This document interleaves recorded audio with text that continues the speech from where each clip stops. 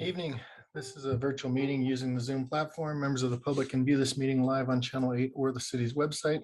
Live Spanish translation services are being provided for tonight's council meeting by telephone. Please dial 720-386-9023 and use code 104091 *. Para la junta de esta noche, si quiere traducción, interpretación, puede marcar el 720-386-9023 usando el código 104091 estrella. Thank you, Councilmember Guardiola, for that. If you're a council member, please be sure to have your video camera on and be mindful that we are streaming this meeting on Channel 8 and on our city's website. The chat function is disabled to ensure that the public can see all portions of the meeting. The city clerk is the host of the meeting, and I and our IT staff will be the co-host. Council members and panelists will be able to unmute themselves when recognized. Please mute yourself when you have finished speaking, and remember to lower your virtual hand to prevent disruptions. This time we'll start the study session. We're going to start off with the Motorola radio lease overview. Would like to invite Kirk Dominic, Emergency Manager, to make the presentation. Good evening, everyone. Mayor, City Council. Today, I just want to give you a little background. Dylan, can you go ahead and go to the next slide? In 2023, Motorola will no longer support, or they're going to be phasing out their AN models for our handheld radios that are used from our police officers. And they're going to be phasing in the BN models, is replacing the AN models. It's a newer version of the radios. It has more capability for security and functions that are required for the radio to do. Currently, the police department, we have 105 AN model radios, and next 2 years we need to replace 80 radios by 2023 to maintain our operator readiness. Now, a question that might come up is, why do we have to do that now? Why can't we wait until 2022, 2023? Basically, the number one thing is it's a cost savings for us to do it now. And the cost savings will be anywhere from, $26,000 to $45,000. So Dylan, can you go to the next slide, please? We have a couple different procurement options. One is if we would purchase the 80 radios in 2022, 2023, let's say we do 40 and 40, the estimated price from what I'm talking with our vendor we'll have a price increase of anywhere from 10 to 15% over the next 2 years. That's cost range would be around a little over $400,000 with a 10% inflation, and for $426,000 with a 15% inflation. The second option would be the lease buy option, 5 years lease starting in 2021. And you can see that cost savings would be anywhere from $26,000 to $45,000 as a minimum. That by doing a lease buy option now, a couple advantages: we lock in today's price. We don't have to worry about price increases for 2022, 23, 24, and 25. The deadline to lock in this contract is December 15th. Next slide, please. So what are the benefits for a 5-year lease option versus a purchase? Again, the cost savings. We transition all 80 radios at once instead of over 2 years. This will aid in all our officers having a higher capable radio at the same time, which will increase communication effectiveness among officers and first responders. This will avoid the need for budget reappropriation in 2022. Our budget right now for 2022 is $52,521, and the bill for next year for 2022 will only be $40,000. So we won't need reappropriation for the radio budget for next year. The other advantage of doing this is we can recycle all the old radios to Public Works. This is an additional cost savings to the city because now Public Works doesn't need to buy radios, which they're looking at buying, getting rid of their cell phones.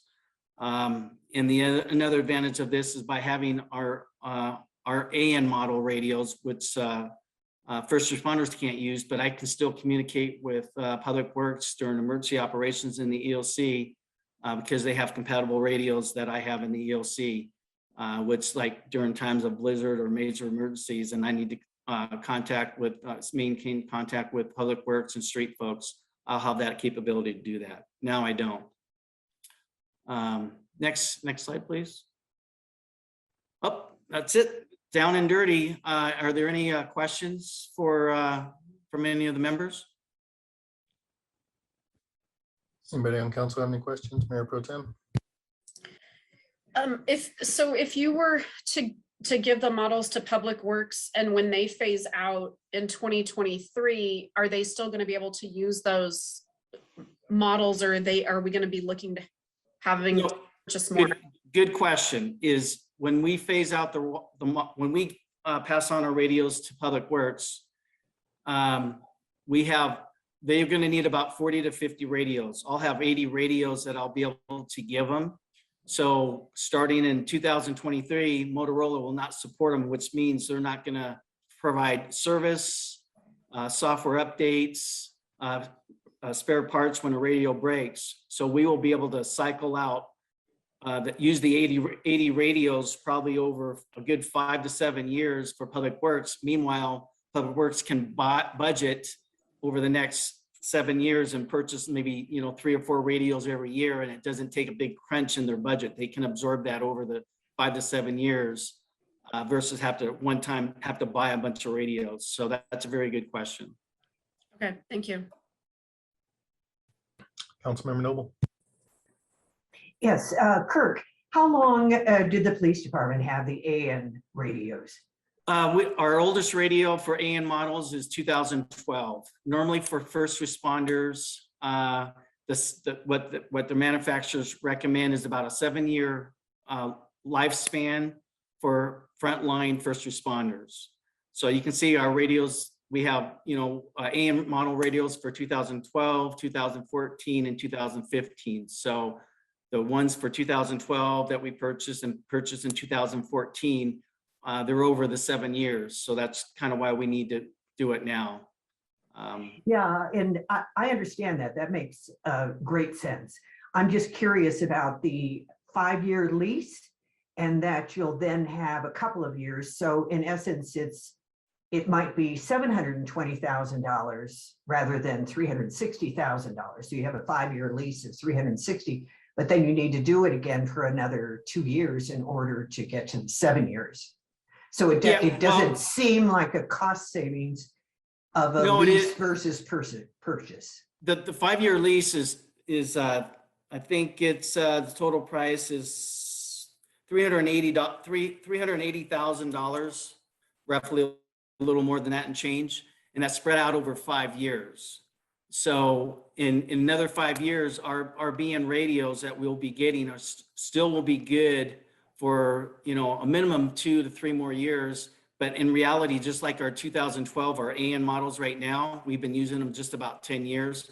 We should be able to get 10 years out of all the radios. And with technology keeps improving, every year. So 5 years from now, maybe there's new requirements that are required that first responder radios have for security, encryption, and stuff like that. So, but it is definitely a cost savings by buying the radios, doing the 5-year lease option versus buying 40 radios next year, 40 radios in 2023, and 20 radios the years out to start phasing out our AN radios.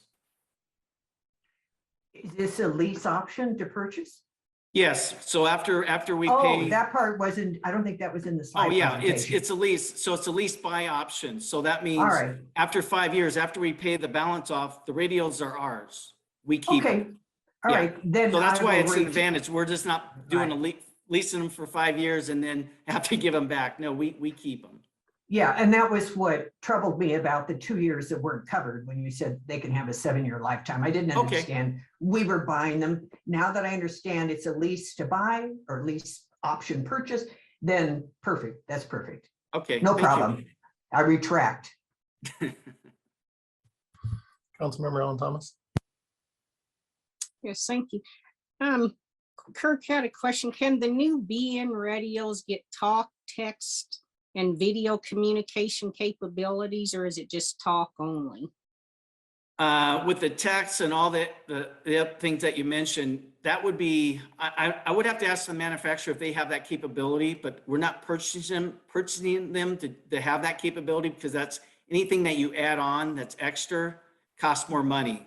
So right now we are just trying to replace existing radio communications with the same type of stuff that we have. They do have Bluetooth capability that we use on these radios. They have encryption, and they have some other security updates that are required that we need to have to be able to meet what's called the P25 compliance for radios for first responders.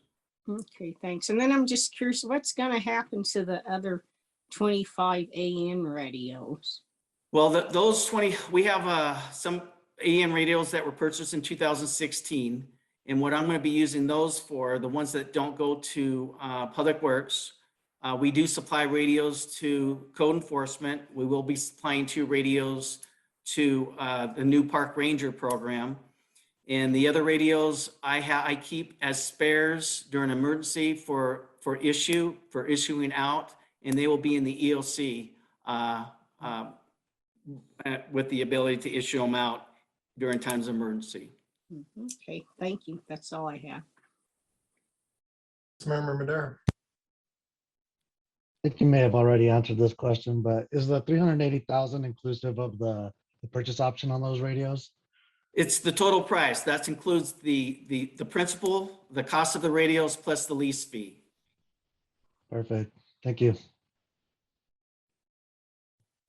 Any other questions? In the 2022 budget, you said that we have budgeted approximately $52,400 to purchase 40 radios. We have our budget is $52,521 to do all the radio, and normally what that covers would be software updates, programming radios, and buying new radios. So that budget encompasses everything. And how many radios? How many What was- radios were you trying to purchase with the 2022 budget as it currently stands? Well, when we made the budget, we were planning, I like to buy about 10 radios a year to start because to keep within the 7-year lifespan. But after we submitted the budget, and then a couple months after that, the Motorola came out back in July, August, saying, hey, we're not supporting the AM models. And it kind of destroyed my plan for the next 4 years of what I was budgeting for, which requires that we needed, if we don't do the buy lease option, then we would need reappropriation funds for all the remaining, the next couple of years for the radio line budget. So we knew that this was an issue in July. We knew it. I received word in July and August that the AM radios were being phased out. And then I started started conversations with Motorola to look at what options we would have. And probably in the September timeframe, they said, hey, we can maybe do a 5-year lease option to buy versus, because up to that point I was saying, okay, if I bought 20 radios, 30 radios in 2022, 30 radios in 2023 and more in 2024, and adding the cost of inflation, it was going to be a lot of money that we would need budget reappropriations for that. So and then I said, I don't know if we could afford that. And then I said, is there any other lease buy option? And then they came up, we started discussing possibilities for a buy lease option, in September, October. Finally worked out the details, and here we are today with the request. I guess I'm struggling on the timing here. I mean, we opened the public hearing for the 2022 budget in the middle of October. We finalized the 22 budget in the beginning of November, and we've known since September and October that this was going to be an issue and that we needed to potentially throw more money at the 2022 budget in order to go down this path. So I'm a little frustrated that we didn't know about this prior to us voting on the 2022 budget. And now, once again, we're in a situation where it's an emergency. We're going to have to do an emergency ordinance in order to get this approved by December 15th to meet the deadline.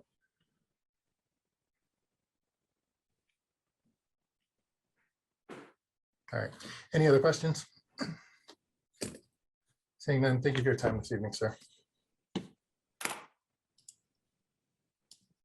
All right, next up is the 2021 Q3 work plan. I'd like to invite Roger Tinklenberg, City Manager, to provide an opening comments and introduce Kathy Blakeman, Deputy City Manager, and Jason Rogers, Deputy City Manager, to make the presentation. Thank you, Mayor. So the work plan is based on what council modified back in January. We typically set up the council reviews its goals in January, February timeframe for the following year. So when we met at the beginning of 2021, for example, the objective was to set the goals for 2022 with the 2021 work plan goals already having been set the prior year. So council did modify the 2021 as part of that retreat. So the work plan, basically is everything that we need to accomplish in order to achieve the council's 5 primary goals that you've set. And so this work plan basically outlines everything, and it determines the budget. And so our spending needs to occur according to that work plan in order to accomplish council's goals.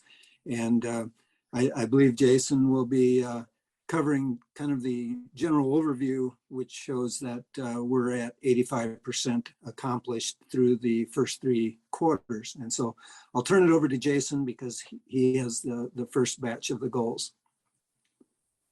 Thank you, Roger. Good evening, Council. We also have John Borgelli here who will be driving the presentation. John, if we can advance to the next slide, please. So obviously, I think Roger just went through a very high level purpose of tonight's objective. So I won't belabor that issue. Next slide, please. So really want to start with goal 1, promote a balanced and thriving city economy. As it relates to the targets that I will take you all through here shortly, we are showing an 83% on track for completion of the various targets. Target 1.1, please, John. Next slide. So with location of a choice for primary employers, outside of what you see on that slide with respect to new prospects, assistance directly from our Small Business Resource Center, I'd like to share a couple of details in which within that, we were able to work with 5 new retailers, 25 primary employers, and 3 existing companies with regards to looking to expand their businesses within the city. I think what's important is that we also worked with 7 startups, which, like I said, were helped by the Small Business Resource Center. And within that, there was a bilingual startup and expansion business guidance and assistance package that was delivered, with being able to help obtain city business licenses, also setting up shops online for the Shop Where I Live, and various site selection assistance. So the SBRC partnership, as of to date, through the 3rd quarter, we had assisted up to 40 clients. As it relates to the state of the city and the developer showcase, we had 80 attendees at that event, and we actually had a showcase of 12 developers with a variety of different projects, from primary employment to retail to other non-residential uses, which was well received by those who attended the meeting. Next target, please. In the sense of creating a sense of place, targeting fast casual restaurants with Northern Range grocery store, lifestyle mixed-use centers, that remains a primary focus of our economic development team. Obviously, there's also been discussion and in moving forward with BREDAC, the Blue Ribbon Advisory Committee. And then there's obviously, we have a number of different comp plan updates underway.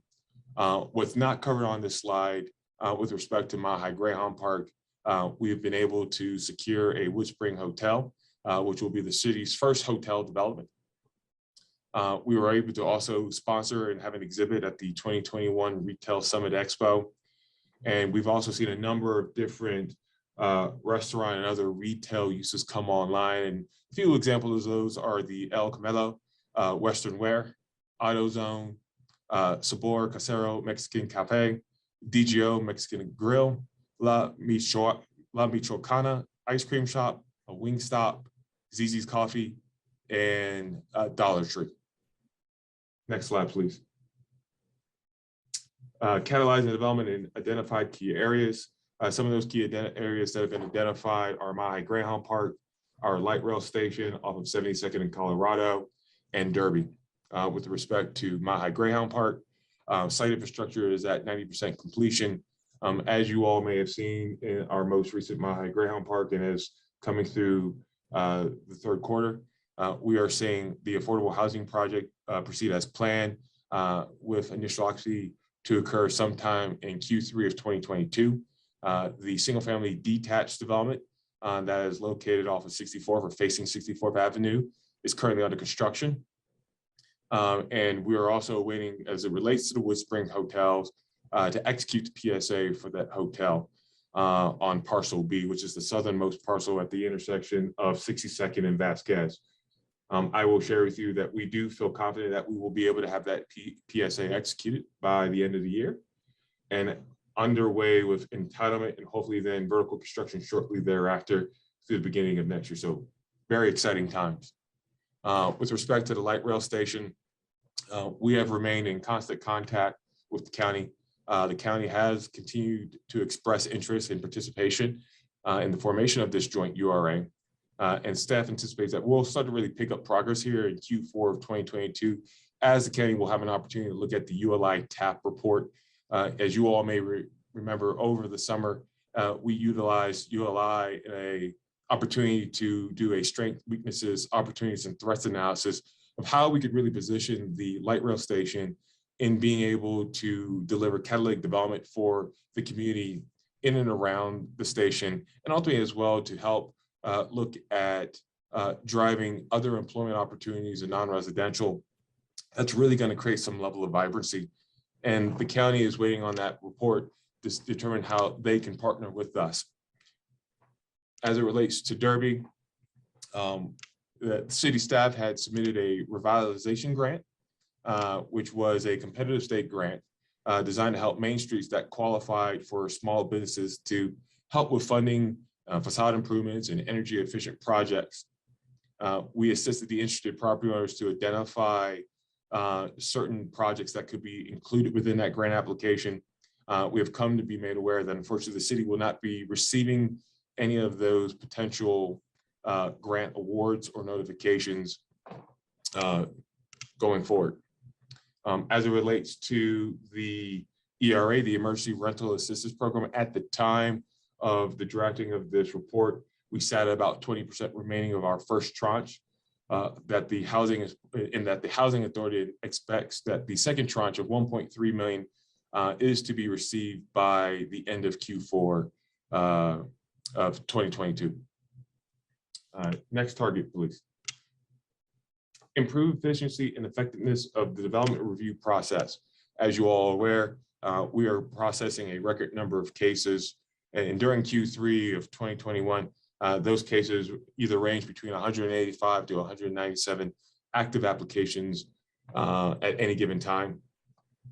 Building safety at that same time as a presentation that was made to you all in September has really led a modernization process ranging from allowing third-party review to exemption of the permitting process for certain types of construction projects, and seeing different aspects be included from typical details, removal of fence permits, allowing of no permits to be required for structures under 256 square feet, which has really allowed for timelines to be reduced from 7 days to 2 days for a number of different activities.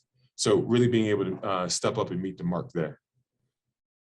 And with that, I believe it brings us to goal number 2, which I believe Kathy will be taking with this item. Good evening, Honorable Mayor, Mayor Pro Tem, and Council. Goal 2 is promoting efficient and effective city government to improve levels of service. So most of this particular goal, but not all of it, is the initiatives for IT, HR, and for finance. We are approximately 82% on track or completed in this particular goal. Next slide, please.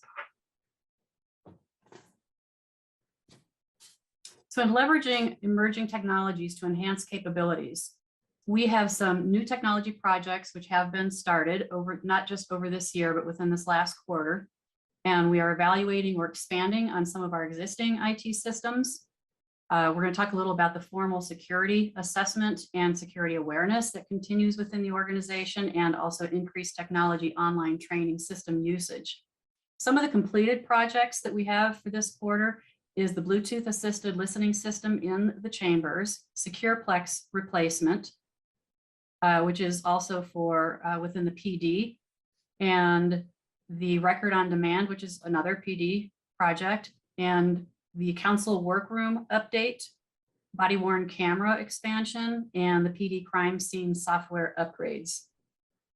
Some projects that we still have in progress from prior quarters and into Q4 is the Civic Center Conference Room AV refresh, the MSC training room video conferencing, permitting land use and licensing systems, the CRM and mobile app implementation, and closed captioning for Channel 8 and online broadcasts. And that's expected to have perhaps a Q1 of 2022, hopefully completion. The PD multi-factor authentication is on its way as well. And that's to make sure that if the PD is somewhere that is outside of a secure location, that there will be at least 2 ways to identify the verify the identity of the person who is accessing the system. There's e-ticketing crash module, the PD online crime reporting tool that's been contracted and the kickoff has already begun on that.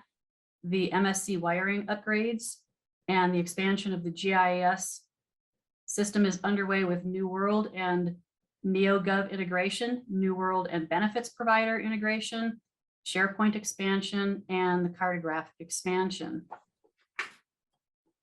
New projects that were added in Q3 for Q4 that were not originally on the work plan specifically for Q3 was the fingerprint live scan, mobile trailer security, e-ticketing expansion, PRG restaurant point of service system upgrade, and CD monitor upgrades.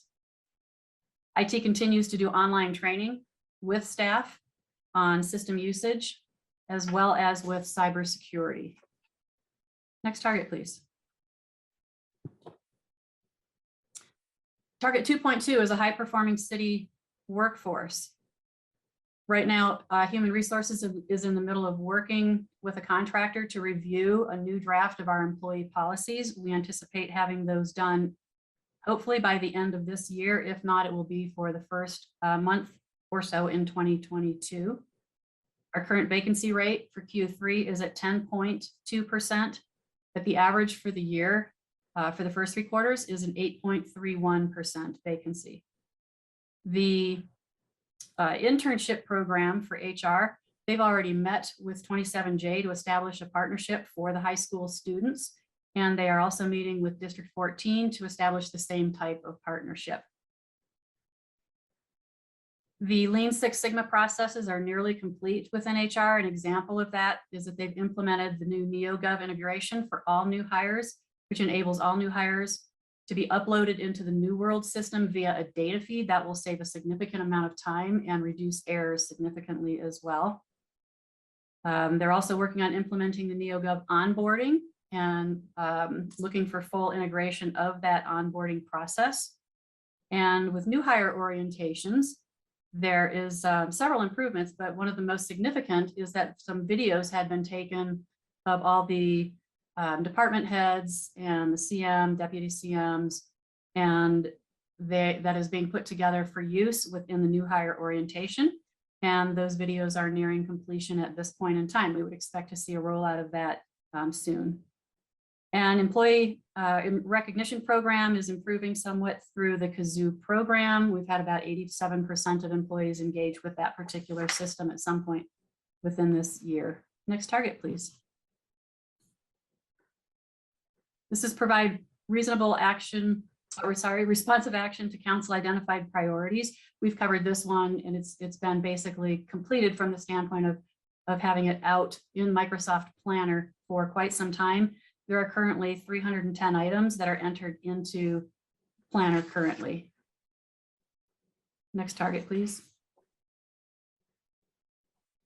Acting in a transparent and accountable manner. This is increasing information to the public in both English and in Spanish. We had 8 press releases, 48 news items, and 2 community workshops. The application process has been updated for the city's licensing process, and it contains information that is much more relevant to staff, and also updating the website with better information as it pertains to that particular process. And we had 133 Cora requests processed with a total of 375 year to date. Next target. Securing a sustainable financial future. The budget process is at the point this was written, it was near completion. The 2022 CIPP process was completed, and council did adopt the budget in November, early part of November. There were 85 year-to-date audit engagements that were completed and collecting 4.1 million. And they were conducting the thorough budget and actual analysis for 2021 currently and providing that feedback to department heads. There were 71 direct taxpayer contacts in Q3, and those had the ability, to increase tax compliance awareness in several ways. And that's working with the taxpayer to work with them for their particular educational opportunities that they might need, enhancing some online resources and tools, and by directly engaging with licensed businesses. They have reduced the delinquent tax filings by 57.3%. So we went from 707 delinquent filings down to 302 year to date. Next slide, please. Jason? Thank you, Kathy. It looks like I'm back up. So starting here with goal number 3, develop and maintain the public infrastructure to improve community appearance and encourage continued development. We're sitting at about 90% on track or completed for various target items and objectives underneath of that goal. Target 3.1, if you may, John. Develop educational infrastructure. As you all are aware, we are collaborating with Adams 14 and its executive leadership on a multicultural building that would house various higher education opportunities for residents in our core city and for the broader community. Obviously, this would be located either on parcel B or parcel A at the Mile High Greyhound Park site. And we are also working with them on a proposed innovation center at a different location still to be determined. Those discussions are advancing, and we are working with them with sharing back and forth information, and hope to be able to bring forward to this group at the appropriate time in Q4 or Q1 of next year, terms and conditions in and around what that program would look like at both locations. Next target, please. Improving physical infrastructure. Derby solar lights have been delayed due to Excel staffing problems. And it relates to increased coordination with South Adams County Water and Sand District in regards to especially CIPP planning. That has increased substantially over the time of, I'll say, the initial reporting of this item. We work very closely with them as it relates to their wet utilities associated with new development and or fixes and repairs as it may relate to their antiquated systems that are needing to be updated in various portions of the city.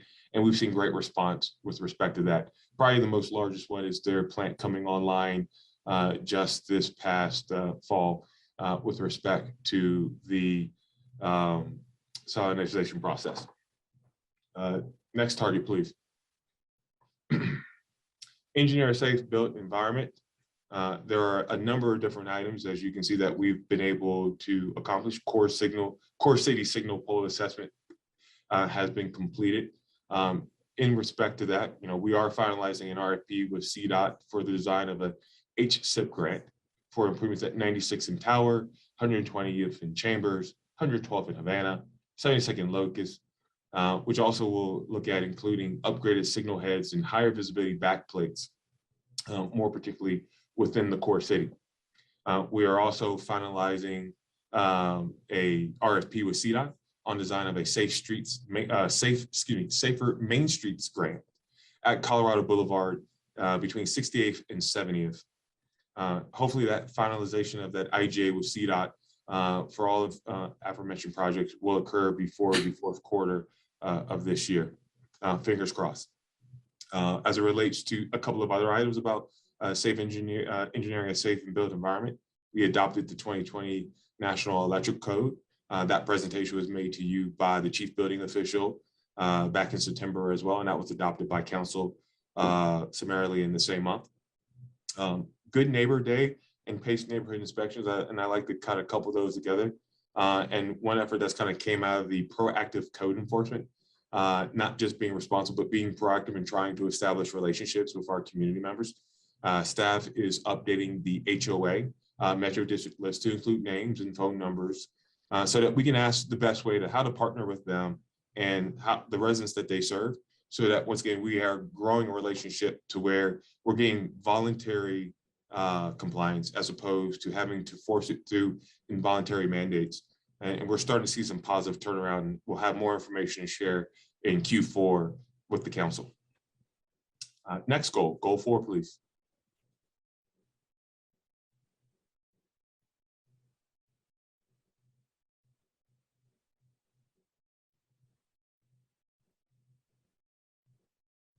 Oops, excuse me, I missed an item. Target 3.4, thank you, John. Complete all approved phases of the CIPP on time, budget, and to standard. We are preparing on a monthly basis a CIPP report that is presented to council. We will start to post that to our website so that our community members also have access to that information. What you will see and what's been demonstrated within that report is that staff is maintaining the budget that has been identified with very minimal scope creep, very minimal need for any adjustments to the total cost of those projects and delivering those projects within the scope and the parameters that were estimated.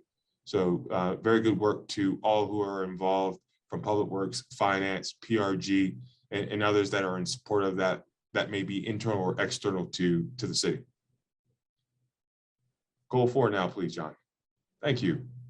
Goal 4 revolves around promoting resident health, safety, and education. With this, we're also seeing a 94% on track or completion rate with various targets and objectives. Target 4.1,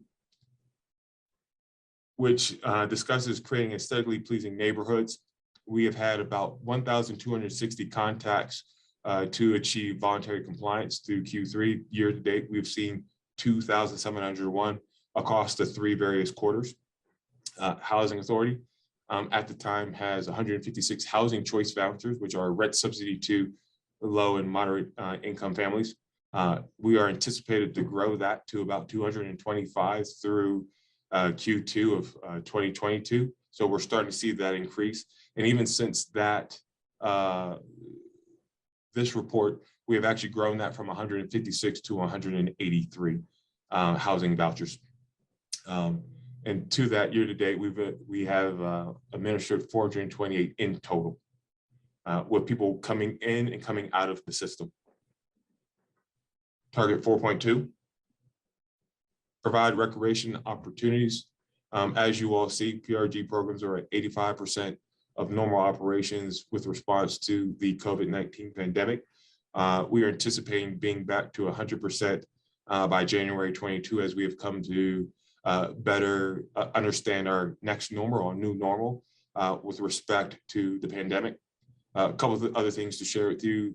At the time, were upcoming events of Fall Fest, Halloween Scavenger Hunt, Run with the Buffalo Fun Run, Dance Recital, and Cereal with Santa.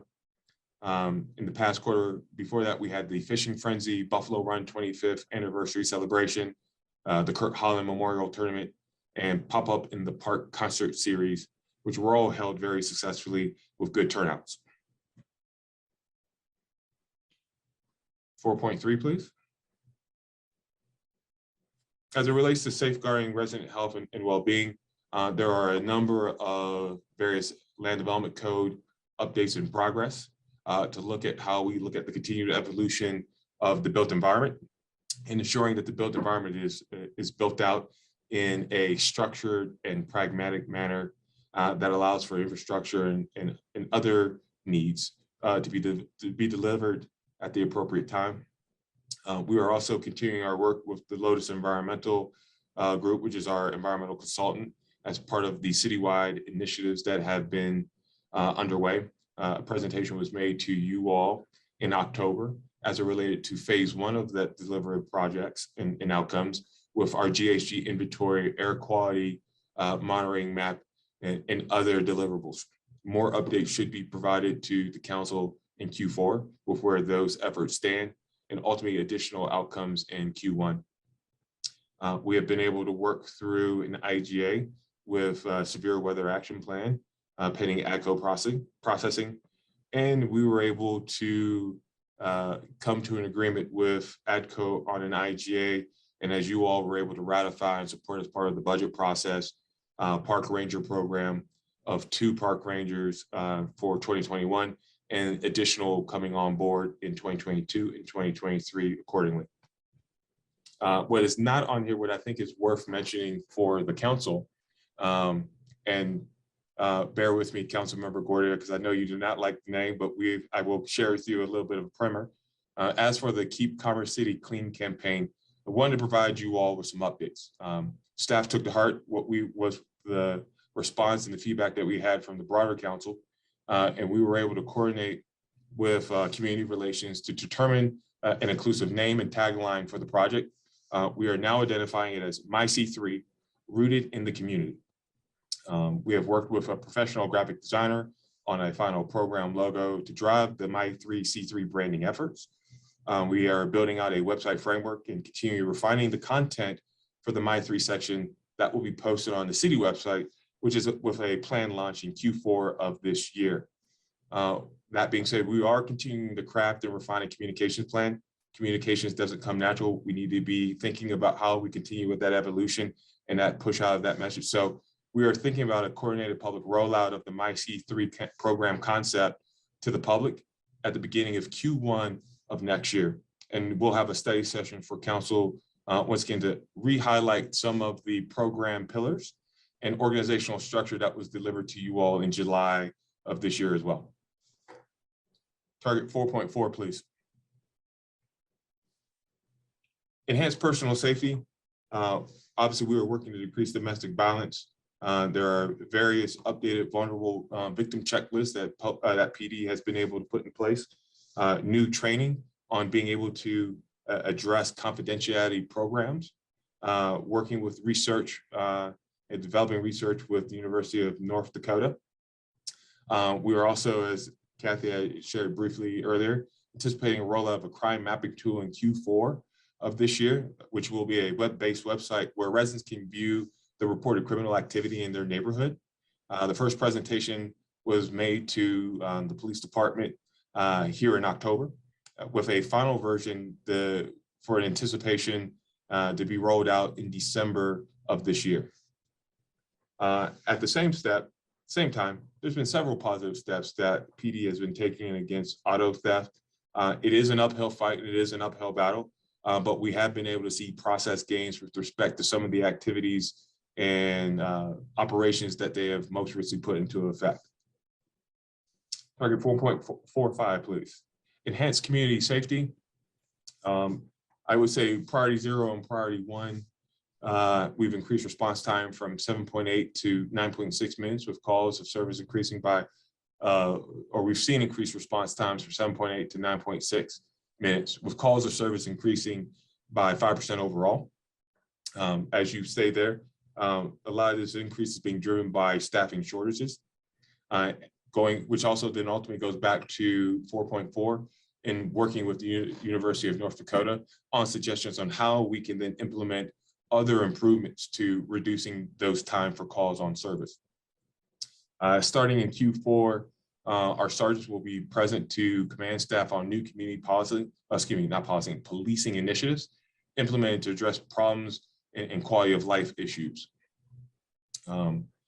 Things such as traffic engagement, parking enforcement, encampment cleanups, community engagement, quarterly community area commander meetings, and articles in our Connected providing crime reduction tips and social media posts as well. And with that, I'll turn that over, goal 5 to Kathy. Goal 5 is improving community involvement and trust. This particular goal is 83% on track or completed. Next slide, please.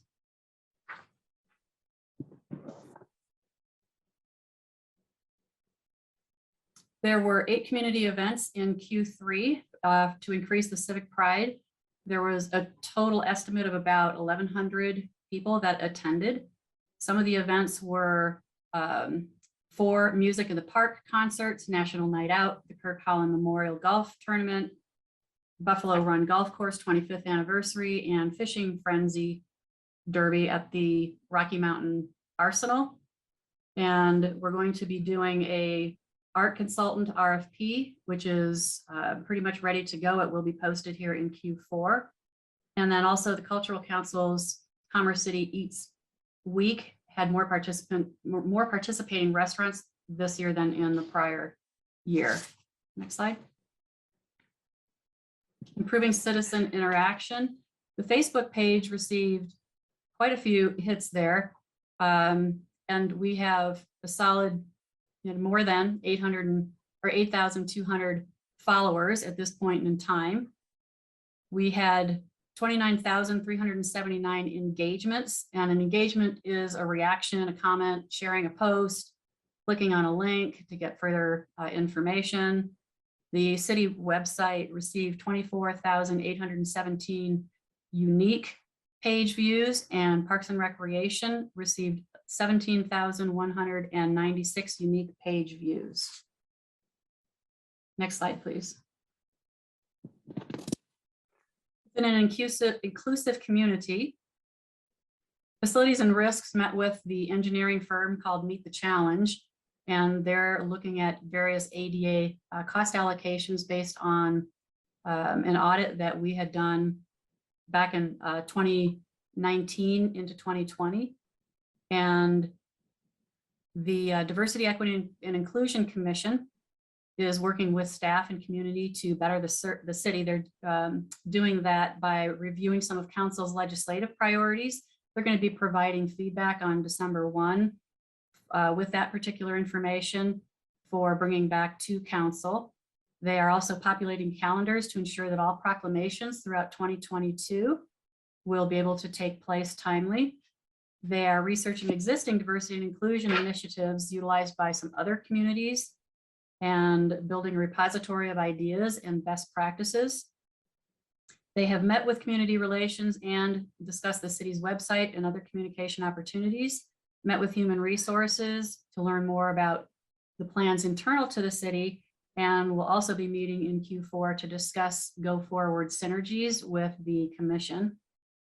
And they took a survey to engage member interest in some future topic and learning opportunities. Let's see.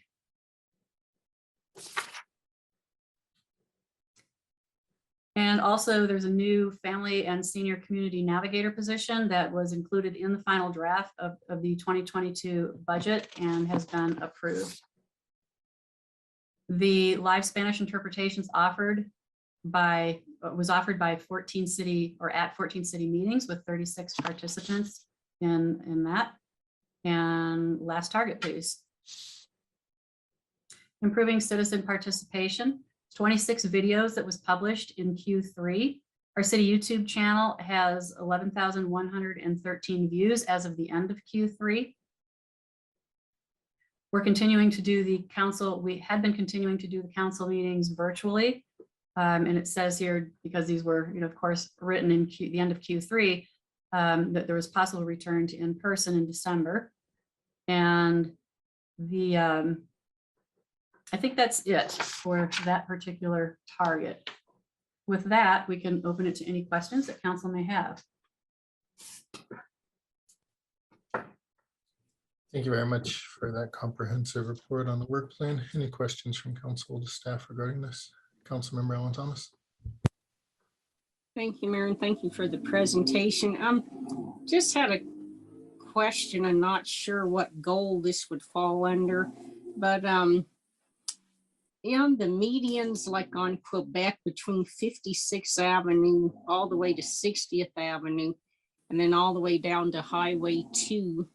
And then I know on 104th, this is a concern also, but there's the median area, cars keep running into those medians and leaving chunks of cement in the road.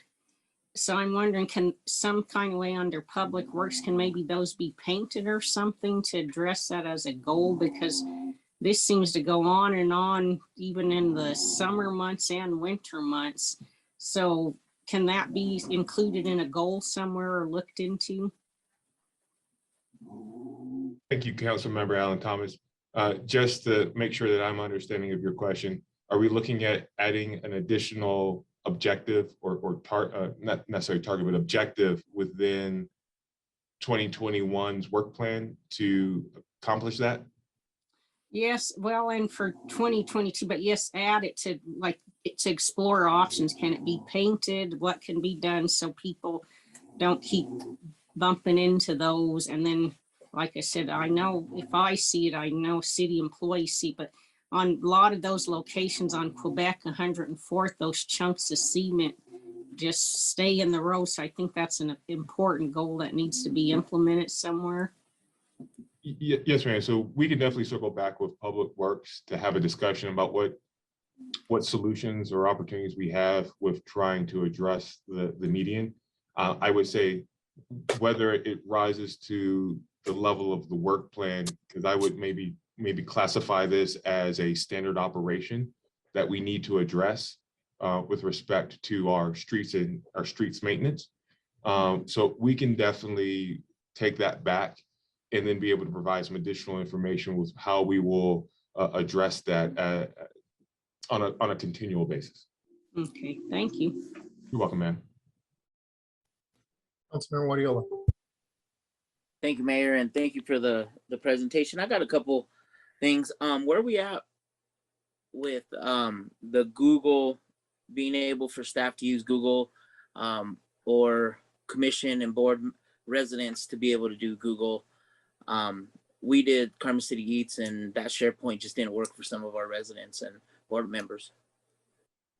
So Kathy, if you would want to tackle that with your group. Sure. We, at this point in time, will be permitting internal to the city for there to be access to various Google documents. They will not at this point be able to be downloaded because that's what creates the problems, but they will be able to be accessed and engaged with. Okay, thank you. And then that will start in the middle of December. I'm sorry, it'll start in the middle of December. Thank you. And just for IT, I know I sent my stuff to Dylan during the elections, and they would always have to call IT to make sure it's safe or whatever. And, you know, I get the practice, but I think we might be losing valuable feedback from community members, from residents that just want to email somebody from the city from a standard Yahoo or Gmail account. So maybe looking into something like that. Because a number of times, you know, and I talked to Roger about this a while ago about some of my emails, they're not going through because they're Yahoo. So the other thing is, hey, Jason, thank you for the C3, my C3. Could we make sure that's in English and Spanish? Yes, sir. And then the 83% of community engagement, just a comment, and I know Roger's working on it, but I think you could get a lot more engagement if Parks and Recs information was in Spanish. I sent something over today. Again, I know I'm harping on it, but residents that I speak with that speak Spanish love the pictures that they're putting on, but they don't understand it. And again, I know Parks and Recs they're working on it. It's a timely, definitely a timely process, but every day that goes by when they're posting something, a resident's not getting that information, especially the vaccination. So I hope that 83% could go up because they just have to translate it. And it just shows the improvement we have to do. But thank you overall. Thank you, sir. And we will definitely convey that back to both respective departments. Councilmember Noble. was still unmuted. You've done a lot of great work, so thank you very much for that. I would also like to point out that under a healthy and safe community, I think it applies actually to two of the goals, is that there could be mention of the steps that we've taken regarding Suncor, participating in air quality hearings as well as water quality hearings. That's certainly of great importance to a lot of residents in Commerce City and in South Commerce City. And we should make note of that and take pride in what we're doing to protect the health and safety of our residents when it comes to Suncor. We also, of course, passed the oil and gas regulations earlier in the year. I think all of these have to do with health and safety. And I don't know if it's an Achilles heel or what, but to overlook them, I think is something we don't want to do. We want to make sure that our residents know that we're taking their health and safety very seriously. And it's not strictly about the police department, although that's a big portion of it as well. Thank you. Thank you, ma'am. We'll make sure to have those as we have more of those tangible outcomes, we'll make sure to have those included as part of the Q4 report out. Any other questions or comments? If I could just say, using our role as a city in a bully pulpit way, I think is an accomplishment. So even if the outcome isn't what we're looking for, the fact that we're taking steps and are putting our residents' health and safety first, I think is important to be able to share with them as well. Thanks. Fair comment, ma'am. Thank you. Any other questions or comments? Seeing none, thank you all three of you for your report.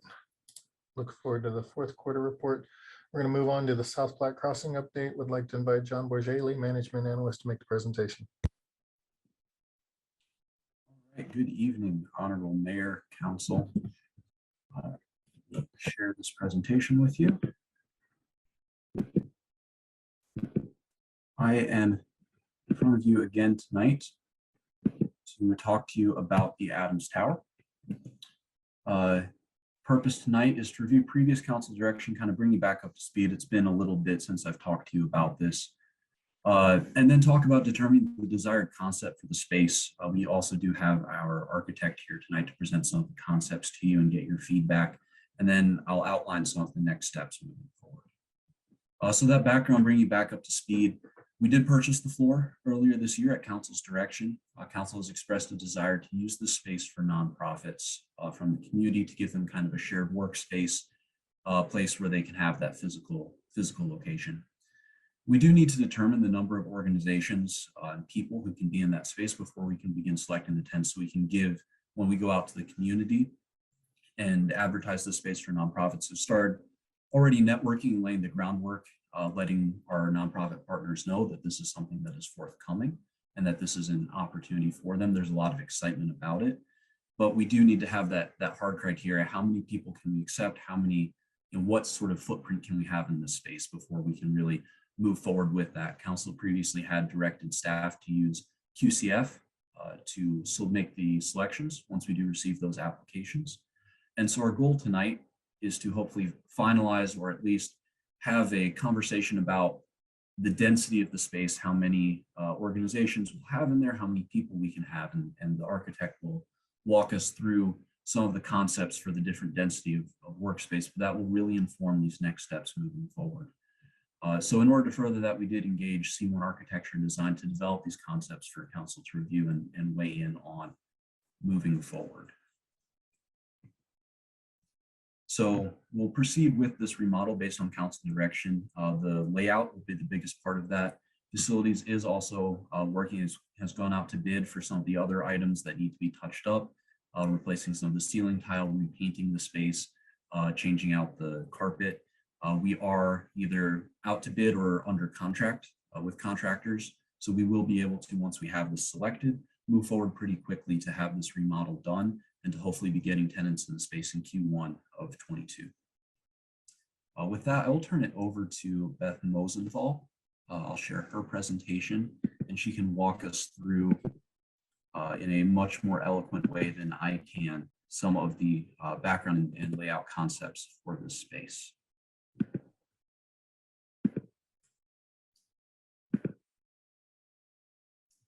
Beth, are you on the online? Yes, I am. There we Can go. you hear All me? right. Okay, great. Sorry, I can't see my video for some reason, but good evening, everyone, and thank you for letting me attend and present these concepts to you. I appreciate the opportunity. So my firm was engaged, as John said, to explore some different layouts, given this idea of being able to accommodate several nonprofits within one space.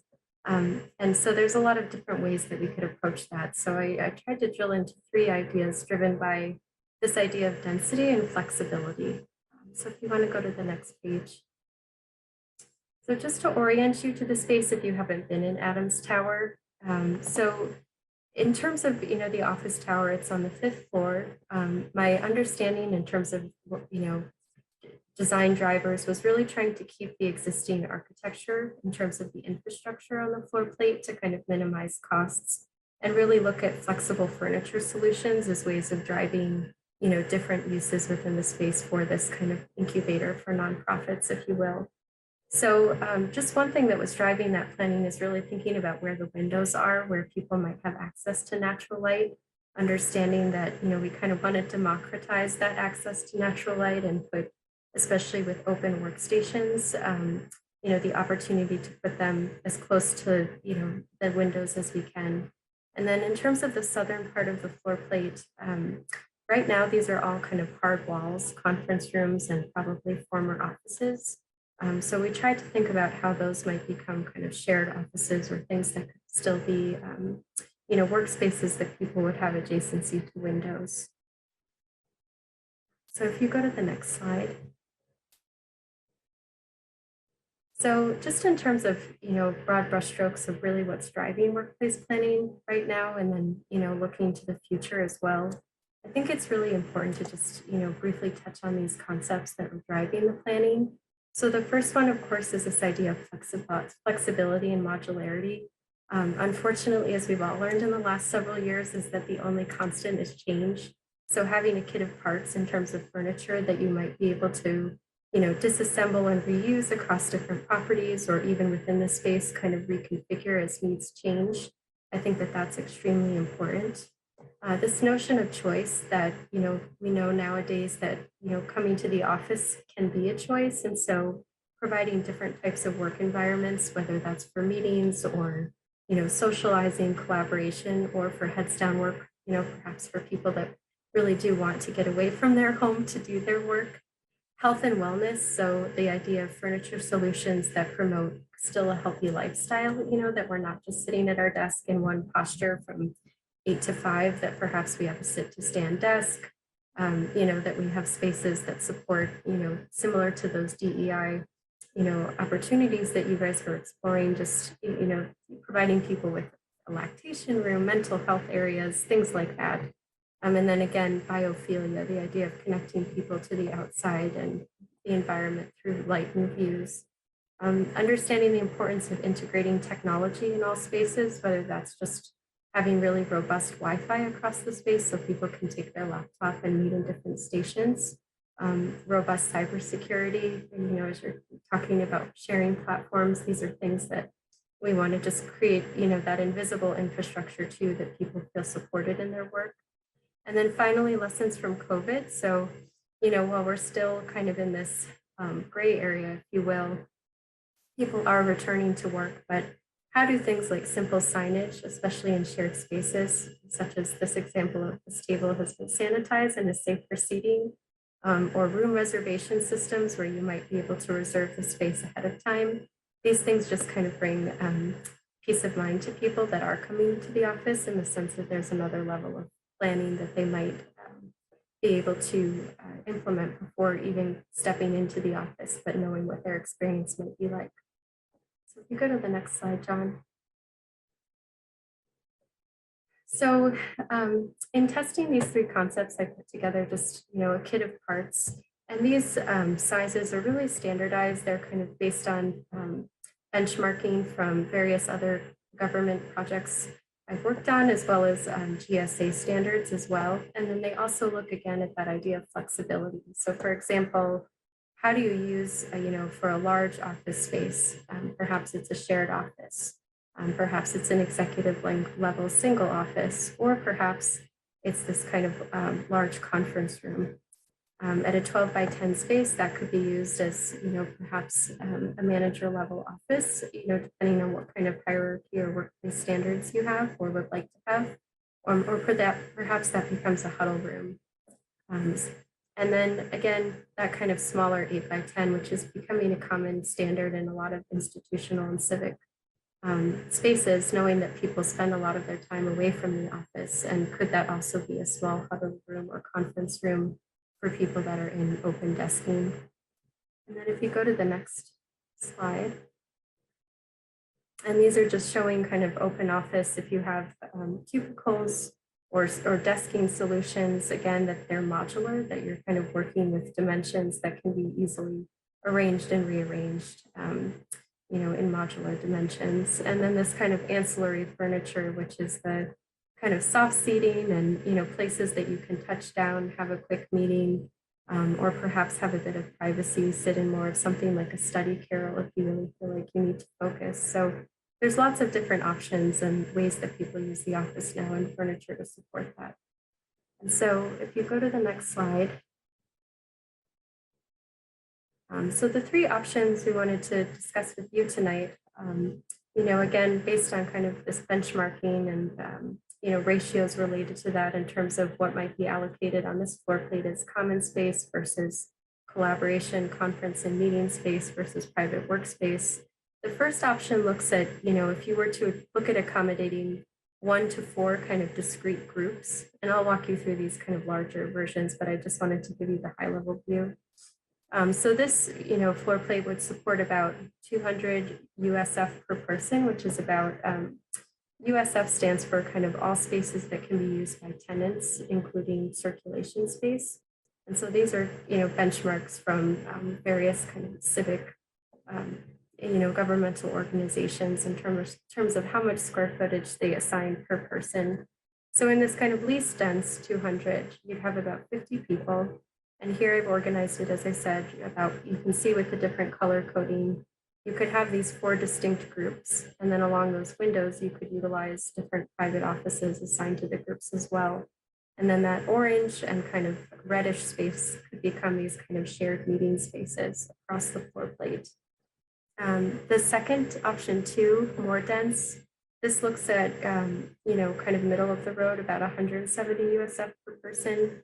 So increasing the density to around 58 full-time employees across the floor plate. And of course, that could be across different groups. And what we've done with these in deploying that kit of parts is trying to instill some level of, a little bit of hierarchy that perhaps, people that are truly there full-time every day, all day might get an 8 by 8 station. Someone who's there, but also on job sites might want 6 by 8. And then these kind of drop-in stations in the middle might be for more kind of interns or, people that are in and out. And the same could be for private offices. There's just so many ways that people could use these floor plates. And then the last option is more of kind of a co-working scenario, if you will, that it's all the same kind of modular desking solution. And then, each one of these could be an organization.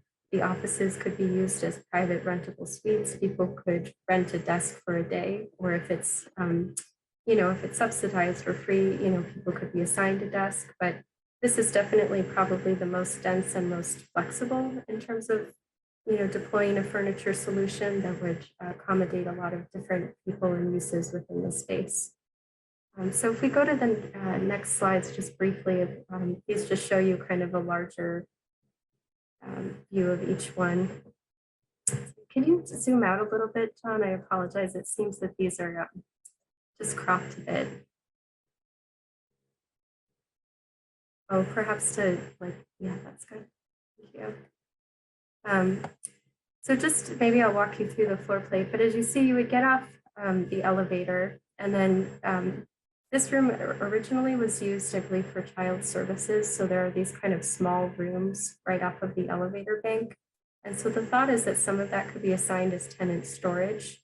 Perhaps one of those could become a mother's room, which is typically required by code now in a work environment. And then those smaller rooms could become these private kind of phone and huddle rooms for people that need to have private conversations, but perhaps have an open desk.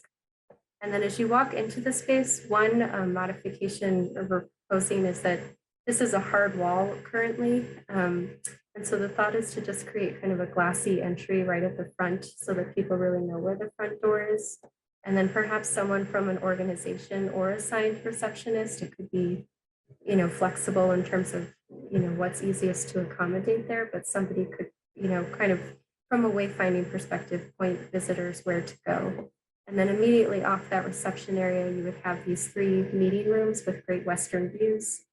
So, giving people across the floor plan use of these for various meetings, you would just reserve them. Keeping the copy and print room and break room where they are.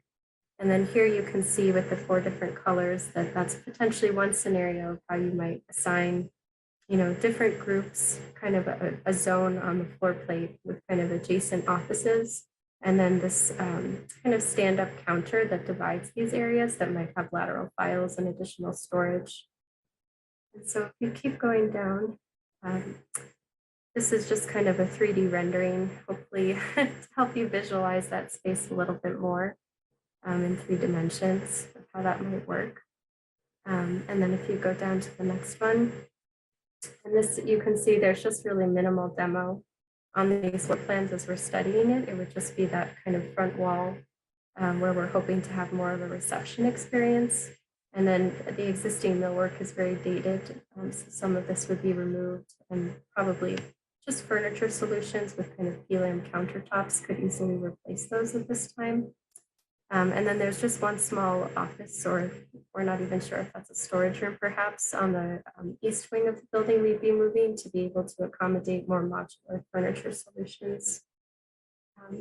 So if you go to the next one, this one is fairly similar, just slightly more dense. Instead of those stand-up counters that kind of divide the groups, you can see that, perhaps this is 2 larger tenants. You could still have a similar scenario as well, where there's more groups within the space, but there's just a bit more density with some desking introduced as well. And then you can scroll down to the last option, John. Thank you. So similar demo. So here, this is that more kind of co-working space that I think we're all very familiar with now.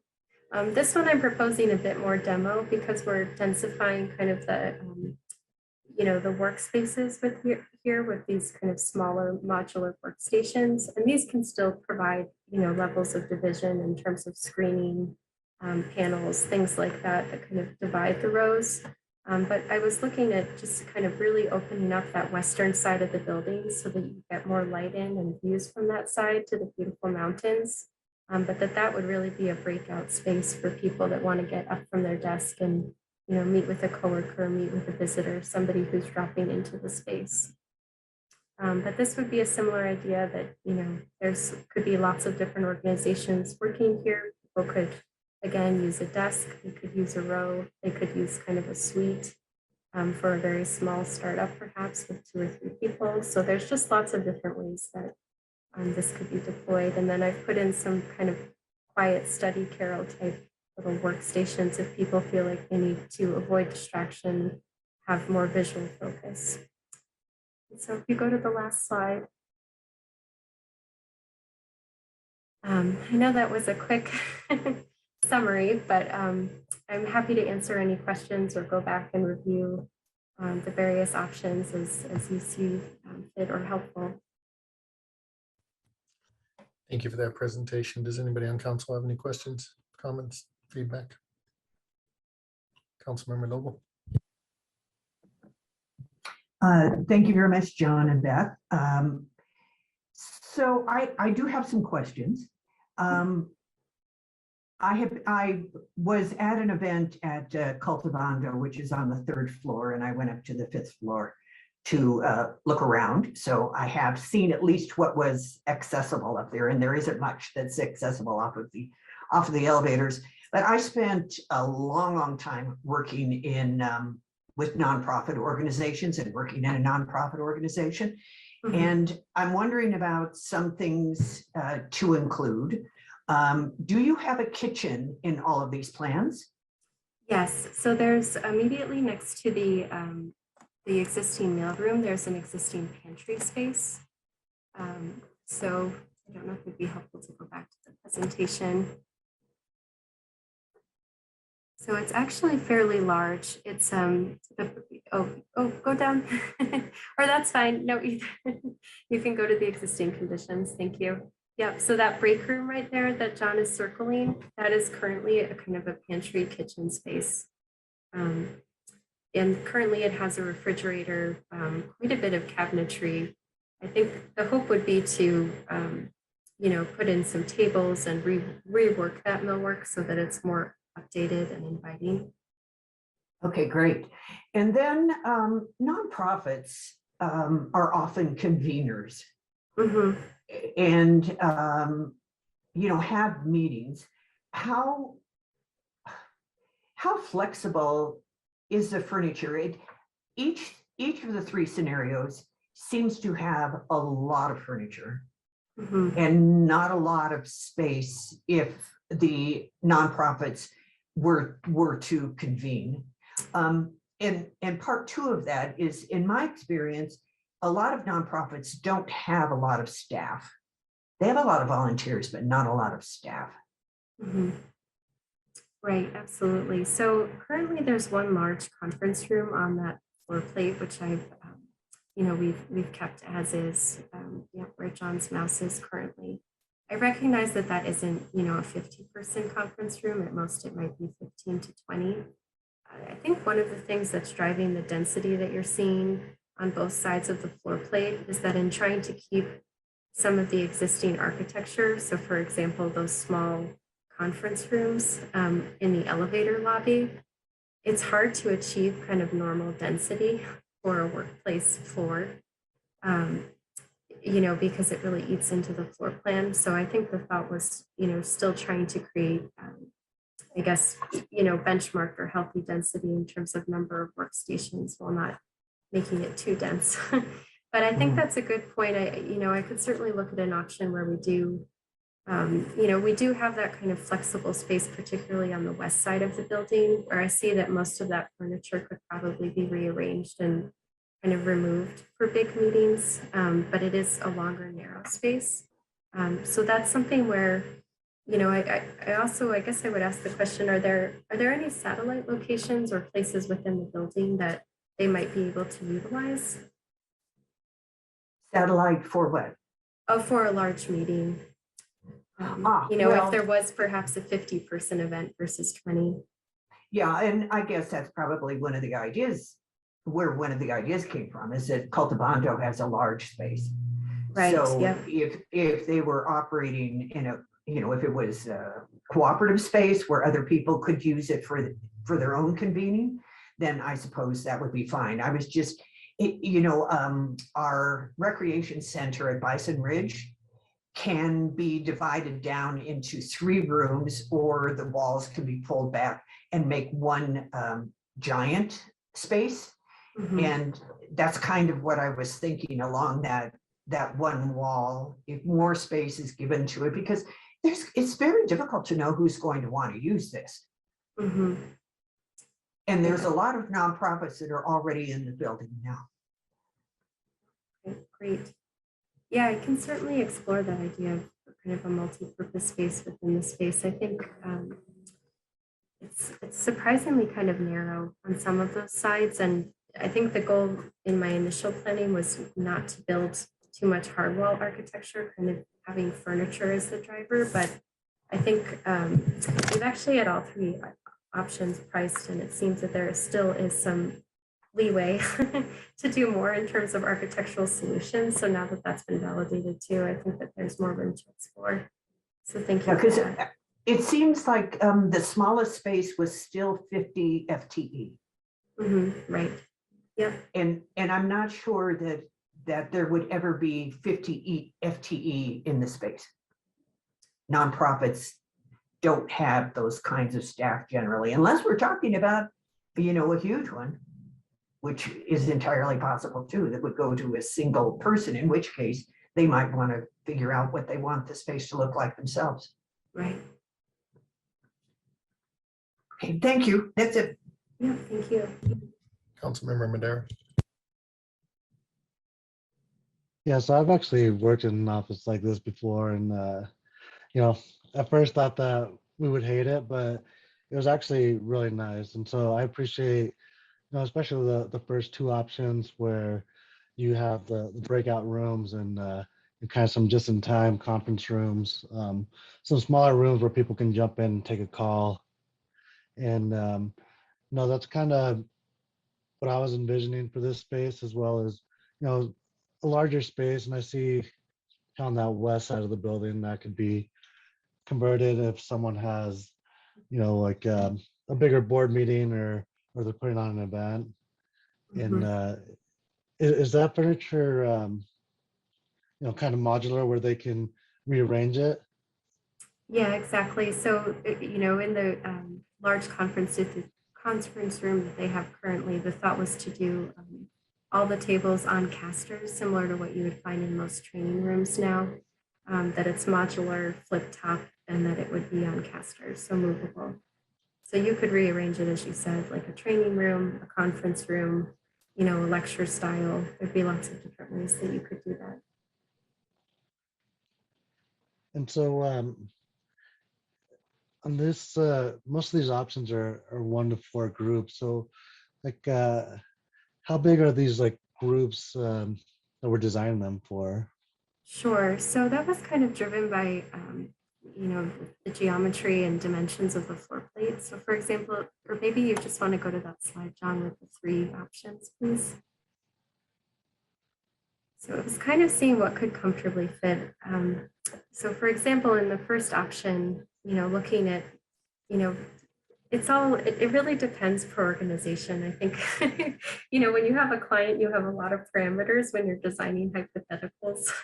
You're making certain assumptions. So for example, in this option 1, less dense, I'll just walk you through kind of, one of the green areas on in the plan east kind of north side, that would have 1 8x8, and then the rest of the stations to the right of that would be 6x8s with a little bit of filing and breakout spots. You'd have this kind of tall counter with lateral files, and then you'd have this smaller station with about 4 kind of hoteling or drop-in, particularly to Councilmember Noble's point, for people that maybe aren't, working at a nonprofit, but they're in the field a lot, or they're not really in the office that much, but to still have a presence or a place to come in, or for a volunteer. So let's see, that's 2, 4, 6, 8, 10, 12. So that would be about 12 people. But I also imagine, and especially knowing, and then you would have your kind of office. So perhaps the executive director gets that corner office in that first option, knowing that they might be meeting with, potential donors or, I don't know, clients that they would need more private conversations. So for all of these kind of 12 to 14 people in this scenario, certainly we could make these more dense by looking at kind of more of the desking option that I show in option 3. But that seemed to be, probably, I don't know, that seemed like a good number, just the way that it was kind of working out on the floor plate. Yeah, that does seem, yeah, it seems kind of flexible because, to Councilmember Noble's point, a lot of these nonprofits that we work with, there'll be probably 5 or less people that work in the entire nonprofit. And so, just trying to think of how many groups we can comfortably fit in here and, still make it a useful space for some of those larger gatherings where they do bring community members in. And I imagine, something like that, usually in the 20 to 30 person range. Mm-hmm. Right, yep. And Yeah, you think sorry.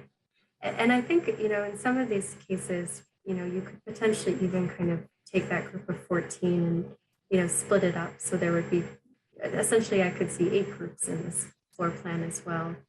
I think when given the charge, there wasn't really a specific number of nonprofits who were given. So, I think if you guys, this is all, kind of planning at this point. If you had a more kind of clear idea of how many people were going into the space too, that'd be a great opportunity to really kind of dial in, how we could accommodate them in a more specific manner.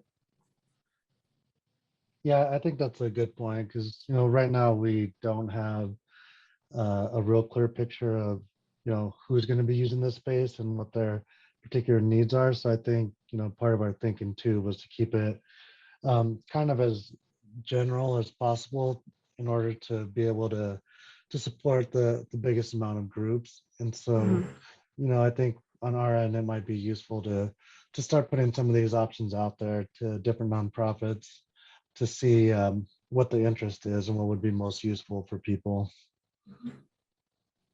Yeah, absolutely. Any other questions, comments? Seeing none, thank you again for your presentation, for the beautiful slide presentation. And we will move on to our next presentation, which is a review of planned unit development standards and mixed use requirements. I'd like to invite Jim Tolbert, Community Development Director, to make the presentation.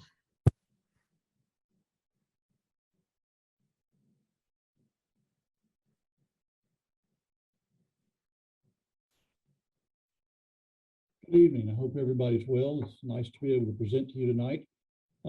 This is just a quick update on some work we're doing regarding the PUDs and mixed use development regulations that are contained in the Land Development Code. Jordan, please move to the next. Talk about a review of our planned unit development standards and the mixed use standards. I'll talk a little bit about process for development review and then where we're going with additional code review. Next. The background of this grew out of the October council discussion about mixed use and PUDs and some concerns and issues you had with those regarding lack of specification and predictability. I was asked to take a look at it and see where we might go. So this is a result. Next. What we want to do is take a look at that section of our land development code or sections. We've put out a request for quotes to a firm find a firm to help us with these. We anticipate receiving proposals on December 3rd. Actually, we're trying to fast track it, and we were going to ask them to address our PUD process, our development agreements, mixed use triggers. We stated in the RFQ that there's a 90-day target for completion, and that will include study sessions with the Planning Commission and City Council. So we're trying to move this as fast as possible. Next. Some things that we know based on the concerns that Council has had that we want to take a look at, and we're not going to limit the consultant to these, but to require a certain percentage of commercial or commercial-ready square footage as appropriate for that development. To strengthen the eligibility requirements for PUDs by looking at things like a minimum gross acreage size, a not to exceed percentage of land occupied by certain land uses, and a requirement for distinct urban design characteristics in each one. Enhanced architectural and streetscape design elements, low impact design, and sustainability features.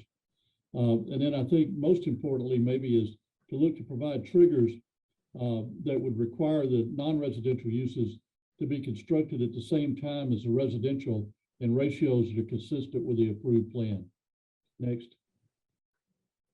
We want to strengthen our development agreements to be submitted as part of the package that will make sure we get the guarantees that ensure the development is in accord with the approved plan. And then any other changes that might be consistent with current best management practices. Again, these are examples of things we're going to ask them to look at, but not limit. We don't want to limit the type of things that they may be bringing us. Next. And be happy to answer any questions about that. Anybody on council have any questions? Councilmember Noble. Sorry to speak again, but welcome, James. Glad you're here. And I like the direction that this is headed. So thank you very much. And it would be really helpful if city councils had more of an immersion in some of the terminology and what it means and all of that kind of stuff too, because we do hearings. We do listen to the presentations that you all provide, and just being more familiar with the lingo, I think, could be quite helpful. I did a sort of a one-on-one with Jason Rogers over the telephone early on because I was struggling with some of it. So I think it might be useful for everyone on the city council, but I may be overstepping. And then the other is, to explain where the future land use plan plays into this with regards to the PUD, because we have a PUD map. I mean, we have a map that has orange PUDs all over it. I'm sure you've seen that map. And then we also have the future land use plan that shows zoning called out throughout the city.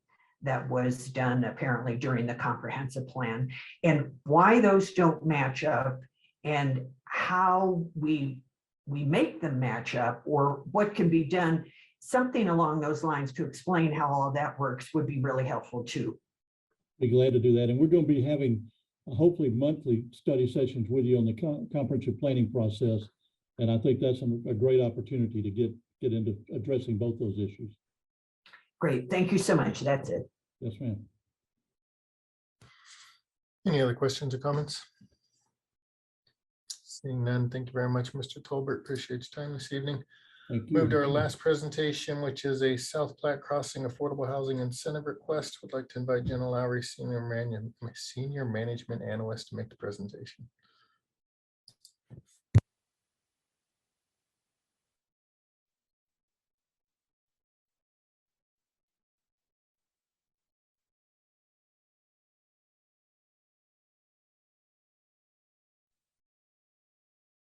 Sorry about that, Mayor. Moving them over now.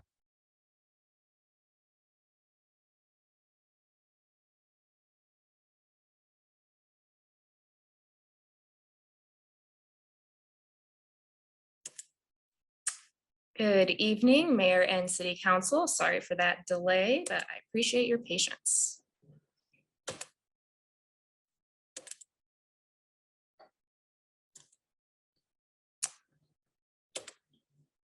Sorry, I have a lot of screen issues going on right now for the first time. Give me just one moment.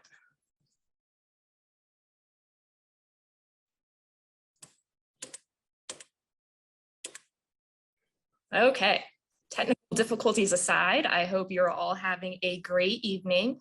Tonight, we will be discussing an incentive request for the planned affordable housing project called South Platte Crossing.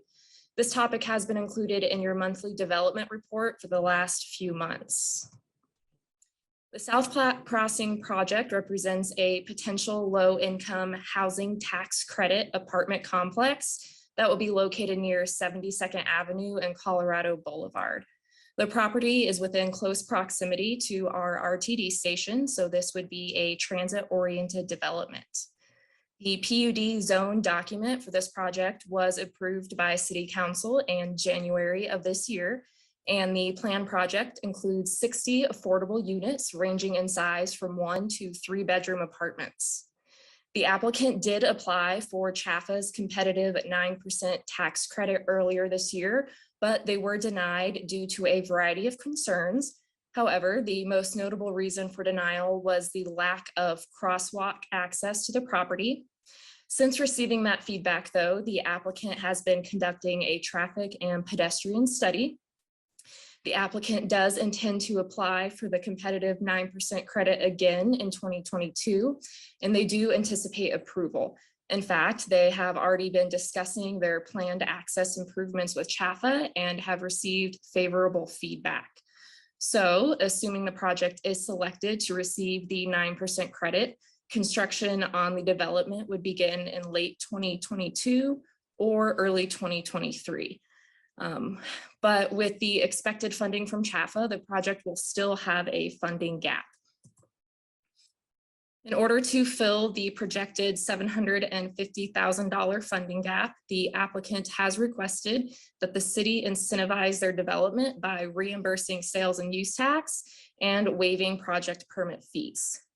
The applicant has illustrated that their project already includes a diverse capital stack to help fund their effort, including a deferral of the fee that the developer would collect, the 9% tax credits from CHAFA, that would add $12.4 million in equity to their project, and financial support from the Colorado Department of Housing.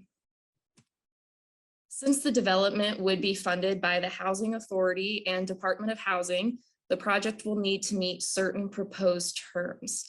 Again, the project will offer 1, 2, and 3 bedroom units to households at a variety of rental price points, targeted for residents earning less than 30% to 80% of the area median income. The Department of Housing does require that the development be funded by local funds. Otherwise, that particular funding contribution will be pulled.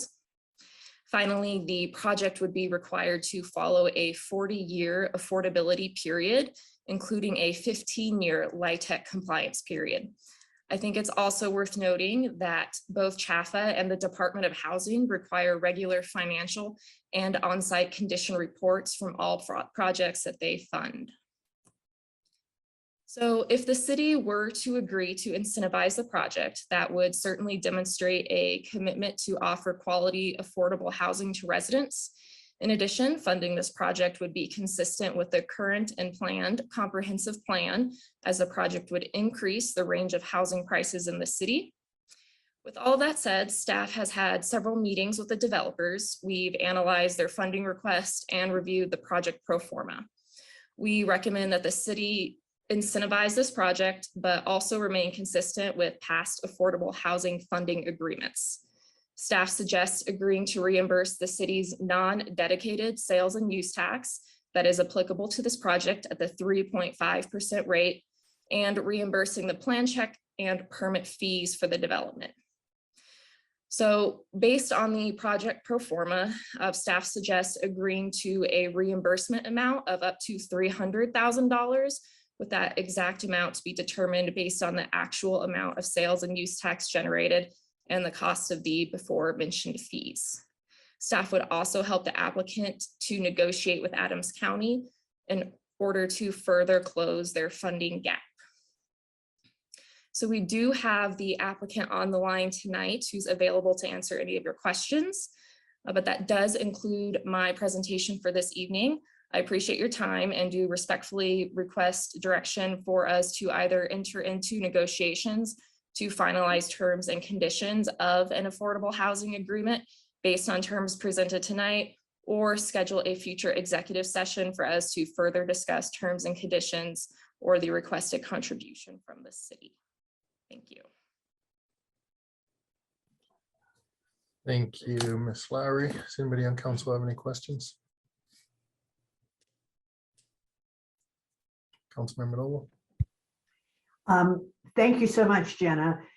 Jenna, could we include in the terms oversight? Because we have found that we have gotten, some of our residents have found themselves living in housing that isn't up to Commerce City standards in some ways, and to be able to have a role in that, it seems to me, would be really important, because we seem to be learning our lesson, if you will, about it. Of course. I listened to our meeting last week, so I'm aware of those concerns as well. So I'll let the applicant speak a little bit further, but first I'll point out that we do have the Fair Housing Act in place that will help mitigate these concerns, especially because they're funded by CHAFA and the Department of Housing.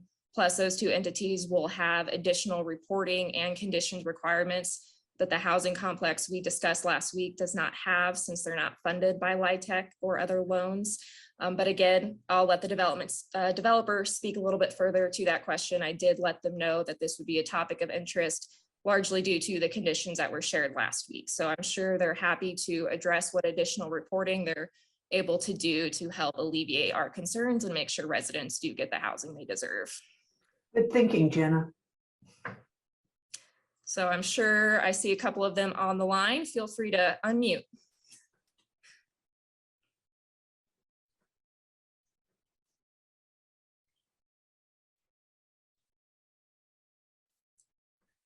Hopefully.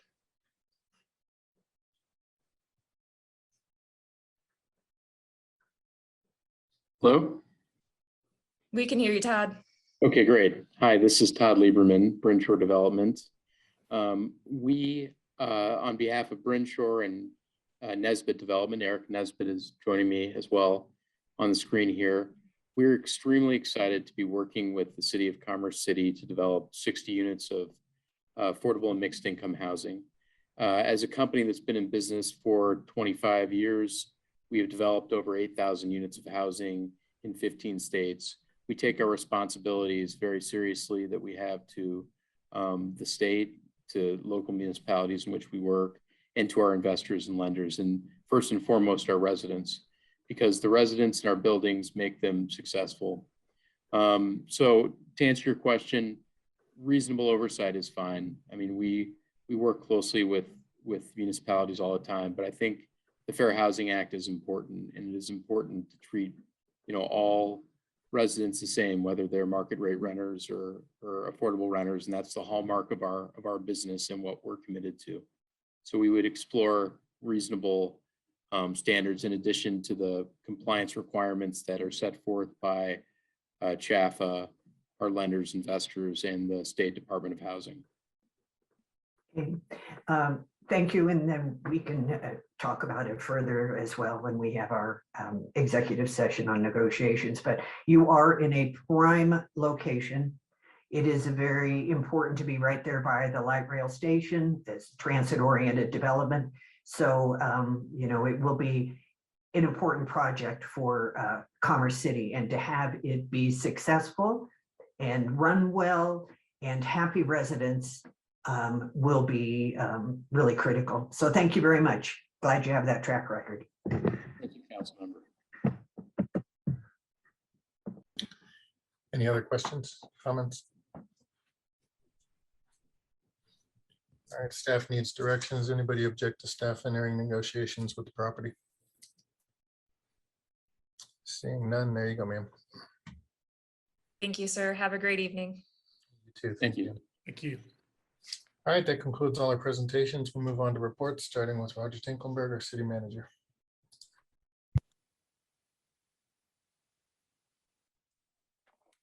Thank you, Mayor.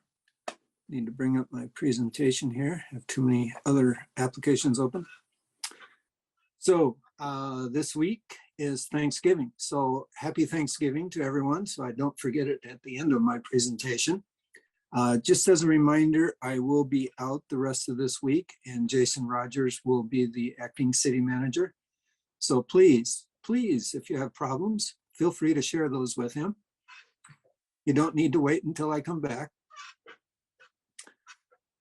Also, streetlights on Highway 2. I had reported to you that the police officers found the person that was allegedly stealing the wire. I say allegedly. They caught the guy right in the act. The cost estimate to repair that is over $160,000. So I just wanted to give you a perspective on what this kind of behavior costs us. We have the swearing in ceremony currently scheduled for November 29, which is a week from tonight. So hopefully that will be able to happen as planned. Still monitoring our three new electeds to make sure that works with them. So you never know. We'll have to change plans again if it ends up not working, but that's the current plan. And then the first orientation session is going to be December 6th, so 2 weeks from tonight. And that's the first session at 5 o'clock. New photos for the new council members. That is also planned for December 6th. we will have an email going out a little later on, giving all of the details and the sequence of events, because there's going to be a lot of moving parts with the November 29 meeting and then also December 6th. So trying to give you a preview so that you can anticipate where everyone needs to be at different times.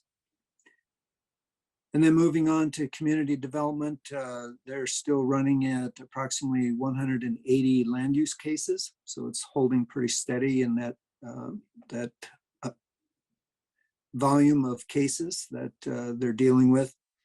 They also conducted a food drive that was between code enforcement, housing, and Parks, Recreation, Golf.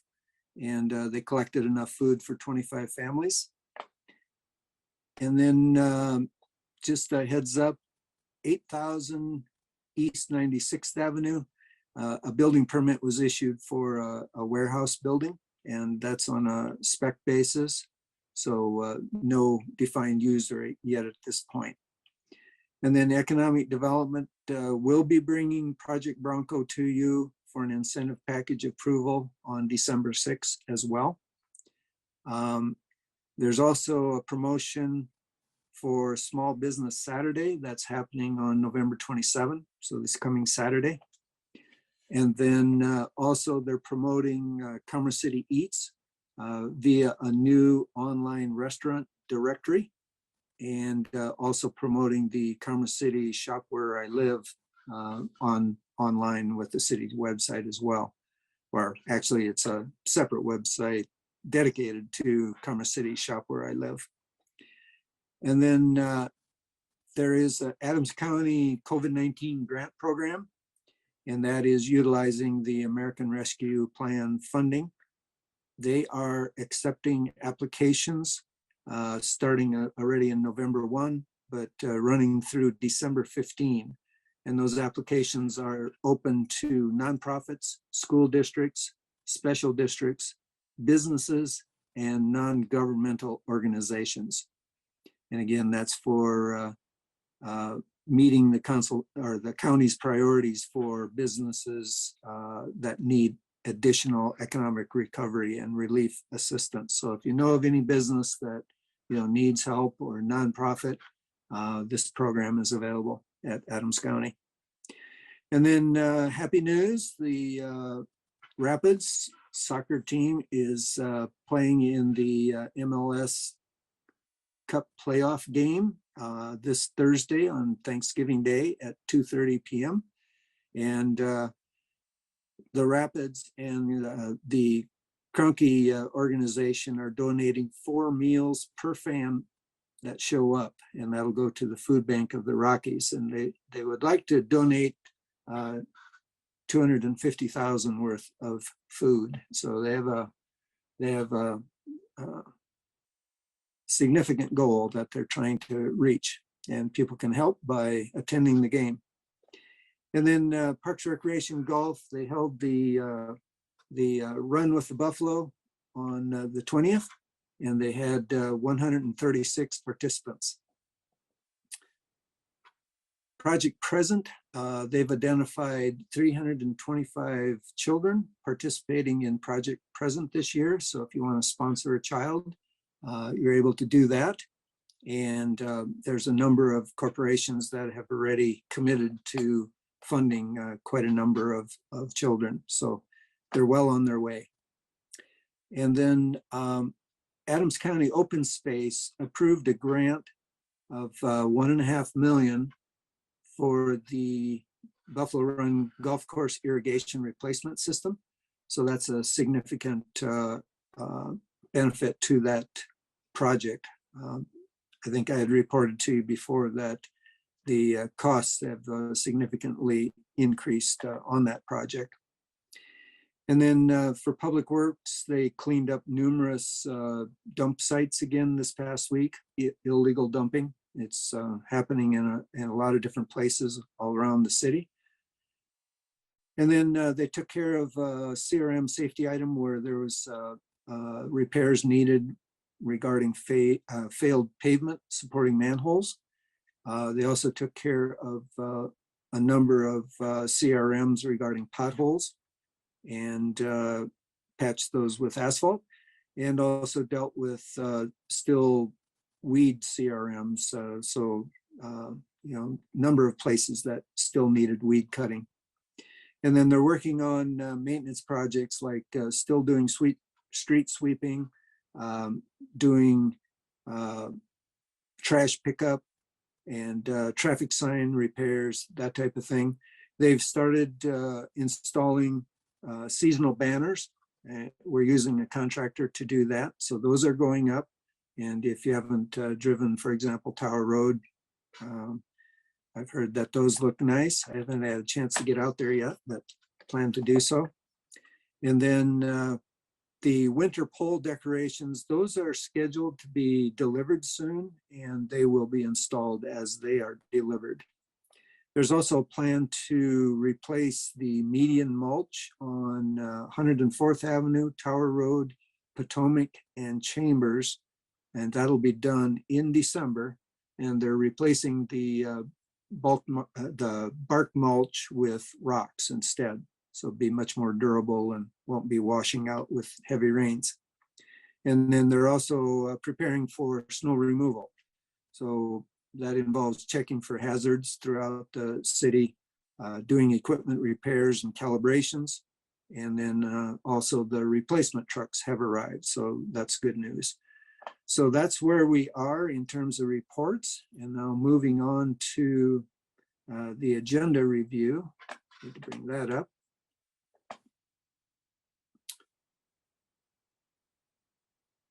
On the 29th, we start at 5 o'clock with a special meeting, and that's for the executive session to give you an opportunity to give me your feedback regarding my performance. And then we go from that to the organizational special meeting. In between there, we've sandwiched in flipping the switch to put up the, turn on the holiday lights outdoors in the Civic Center parking lot. So that'll be between the special meeting and the 6 o'clock organizational meeting. Next, scrolling down. And of course, the organizational meeting, not only is it the swearing in, but also a review of the committee assignments and boards and commission appointments that you make. And then on December 6th, we have the first orientation session at 5 o'clock and go from that into the regular meeting. And we'll start with the environmental planning, oil and gas monthly update. And then we have 3 ordinances on consent agenda, along with several resolutions. And those ordinances deal primarily with budget amendments, that type of thing. And the 3 resolutions at this point involve contract for the Buffalo Run Golf Course irrigation system contract, and then also Project Bronco, sorry, wrong animal, and then resolution regarding custodial services in the city facilities. And then not on consent agenda is a resolution granting authority to appoint a city employee to the North Metro Youth Diversion Program governing board. And then we also have the ordinance reappropriating 2021 money to 2022. And those are for contracts that have not been able to be fulfilled in 2021. And I mentioned that at the last meeting. Following the council meeting, we'll have a ECA GID meeting, and that would be to include portions of Reunion Commercial Center into the GID. And then following that meeting, there'll be a legislative subcommittee meeting to review legislative priorities for 2022. If you want to scroll down to December 13, we have the second orientation session, and then also a presentation regarding the redistricting plan the 120th Avenue widening IGA. And there'll be a current conditions report associated with the comprehensive plan, as well as another presentation on the drainage impact fee and road impact fee. And then following that would be another legislative subcommittee meeting on legislative priority review. We're doing those after the meetings because of the 5 o'clock orientation sessions. So that's the reason for the schedule switch. Otherwise, normally they would be either at 5 or 5:30. And then on the 20th, pardon me, we have the third orientation session, followed by Urban Renewal Authority meeting. And pardon me, that would be to review the purpose of the Urban Renewal Authority and also do a project overview for the new members, and also determine engagement of Regen as the authority's owner representative for the Mile High Greyhound Park. And that would be a continuation of that agreement. And then following that, we would have a city council meeting. And first item there is presentation regarding private activity bonds, as well as the 2022 reappropriation ordinance on second reading. And followed that with a resolution regarding the consolidated annual performance and evaluation report for the CDBG program, Community Development Block Grant. And then we would have ordinance on first reading regarding the 120th Avenue widening IGA. And then the final thing that we have so far on that schedule is the 2022 list of proclamations.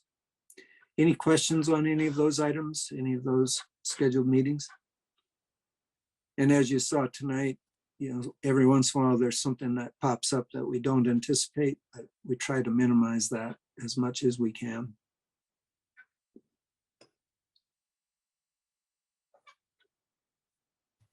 Councilmember Madera. Yeah, I just have, I guess it's a comment more than anything. You know, if we're going back to in person for a lot of these meetings, it's going to be hard to make those 5 o'clock meetings for people that are just getting out of work and, you know, have to drive down to the Civic Center. So, you know, I might propose moving those like a half an hour or so, so you know, people aren't missing a good chunk of the meeting. Okay. Is that a desire of other council members as well? Councilmember Grimes. Thank you, Mayor. I'd be in support of that as well. Okay. Councilmember Hurst. 5:30 is more doable for me as well. All right. Any objections to us flexing the schedule? That would push back the meetings a little, you know, all of the meetings a little bit, well, a half an hour. Is that acceptable to everyone? I think the only issue would be communication with the public. You know, that the community actually knows what's going on and that we're not having meetings at 6 o'clock, we're having meetings at 6:30 instead, that kind of thing. It's actually a communication issue. Sure. Valid point, you bet.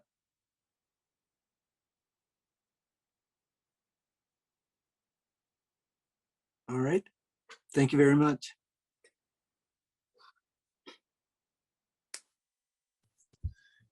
Thank you, Mr. Tingleberg. Appreciate the report. Did anybody have any other questions regarding his report? Seeing none, we will move on to our interim city attorney, Mr. Hayter. I have nothing for you this evening unless you have something for me. Thanks, sir. Anybody have any questions for Mr. Hayter? Seeing none, any council members wishing to make a report? Councilmember Alan Thomas. Thank you, Mayor. On November the 16th, last Tuesday, I attended the Suncor air monitoring tour, and that was really interesting to see the sites where they've set up the air monitoring stations, and then we got to see a little demonstration of how they work also. And one thing I just wanted to bring up and see if the police chief and the Commerce City Police Department can look into this. I was notified by several of my constituents that yesterday and today, it appears that juveniles are going on the Rose Hill Elementary School property starting fires. And, you know, I guess school is out this week, so I just wanted to see if, you know, we can look into monitoring the schools more closely, because like I said, I've been getting several phone calls myself that I guess juveniles are going on the school property setting fires. So just real concerned for those areas. And that's all I have. Thank you. Councilmember Noble. Thank you, Mayor. I too was at the Suncor event, and I do want to make clear to residents, though, that there is one air monitoring station involved on the Suncor property. It's on the roof of the business center. There is a lot of other work that will be going on. There are requirements under a new law that the state passed that will have fence line monitoring. That's for a Suncor, a site in Pueblo, and then also 2 other sites in Commerce City. And of course, there's Cultivando that will be doing air monitoring, and we may be doing air monitoring as well because of our environmental consulting team that's working on air, water, and sustainability. I also attended the National League of Cities. I'm just getting all of my acronyms mixed up. National League of Cities conference last week. Really fascinating stuff going on and exciting things happening in other cities. And rather than doing a report on it, I'll just sort of weave it in as things come up for us. And then also I had a meeting today with representatives from Waste Connection about a project upcoming. And finally, secondly, I have a welcome for Matt Hader. Welcome officially. Thank you for being here. And also, who should residents go to in the city about evictions? I'm still worried about the people who came before us last week. I'd like to know what, if anything, happened with them, and what should any residents do, because I was contacted by someone else over the weekend who was being evicted as well. And I'm afraid I sent them to you, Jason, because you'd had rental experience before, but I just didn't know what to do about this with the city. I didn't know if we had anybody assigned to this kind of stuff. We as a city do not, but Colorado Legal Services, CLS, does assist people with potential eviction. And basically, they advise them of their rights and often refer them to agencies that do provide the assistance. And so, that's the legal side of things. And then we also have the Emergency Rental Assistance Program, which helps with catching people up on their rent. And so that would be through the housing authority, so housing staff, which ultimately does report to Jason. So sending them to Jason worked just as well, I think, because he can pass it on to them. So hope that helps. Yes, and go ahead. I was going to say, in addition to that, council member, for just everybody's knowledge, that being staff and also the community, there is also the Defense Eviction Project, in which we work very closely with the county and the state, which is really handling those matters outside of CLS that may come up unexpectedly with those who are looking to get caught up on their rent or other issues. And Tracy Jones and the Housing Authority has been our, I'll say, prime conduit in being able to help get those individuals connected with that. So the more information that I have as it relates to people being directed to me, I can get them directed to Tracy, who can then get them connected to the right resources as well. Okay, so rather than us having all of those different phone numbers, and I am glad that the city council approved funding into the legal services system as well to help our residents. But rather than us having all of those phone numbers and names and providing them to residents, do we then send them to you, Jason? Is that what we're saying? Yes, okay, great. That's all I need. Thank you. Councilmember Grimes. Thank you, Mayor. Just a couple of updates. I did attend the Derby Review Board meeting last week. We welcomed a new member of that board, so that was exciting. And also had the opportunity to approve some Catalyst funds for facade improvements to Tasty Donuts. So excited to see those updates made. And then I also, like Councilmember Noble, attended the NLC virtual conference. Just an amazing amount of good information out of a number of different sessions. And I too will not give a detailed report tonight, but have some ideas I'd like to share as the subjects allow. Councilmember Madera. Yeah, so I took a meeting with SAGE, which is a business program out of Westminster that helps save businesses money by improving their environmental footprint at the same time. And so met with them, kind of to discuss what it takes to start up a program like this in Commerce City and the resources that it would take. And so, hoping that we can get staff in touch with the director at SAGE and bring something like that to Commerce City to save our businesses some money. I also went to the Suncor air monitoring meeting and was impressed just by the level of technology that they're using. They have a third-party Montrose that's put up air monitoring throughout the community, and big shout out to Adams 14 schools, because a lot of these air monitors are at school locations such as the middle school, the high school, and various elementary schools. And residents can go and see almost live results at I forget the exact website. It's like CCND air monitoring. And so it's a cool program. They have $1 million van that's driving around the neighborhoods that's using a proton synthesis, something way too technological for me to understand, but the accuracy with which this monitors the air is incredible. We also had a Veterans Commission meeting just to kind of debrief about the past event that we had, signing up veterans for benefits, which was our Veterans Day event. We had 9 people sign up, which was pretty spectacular for our first event.